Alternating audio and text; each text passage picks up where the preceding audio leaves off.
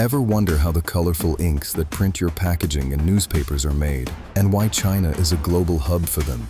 Let's uncover the journey from raw powder to finished ink.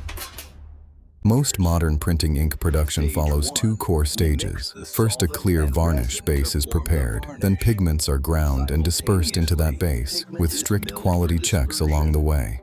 It starts with raw materials, pigments or dyes for color, binders, resins to bind pigment to paper, solvents or water, depending on ink type, and functional additives. First, the varnish, the clear binding medium is made. Resins, solvents, or water and additives are blended and heated under controlled conditions to make a stable base. Next is the most technical step, milling.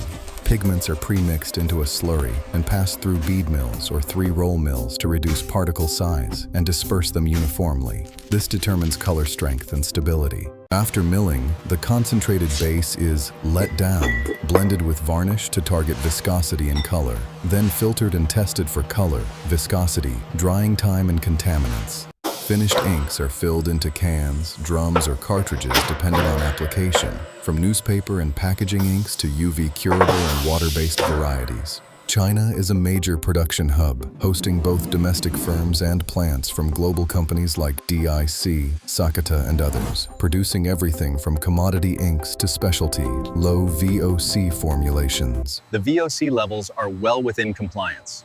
Excellent. The new scrubber system is performing efficiently. That's the short journey of ink in China, from raw powder to printed color. Like and subscribe for a factory deep dive next. Comment which step you want to see in real footage.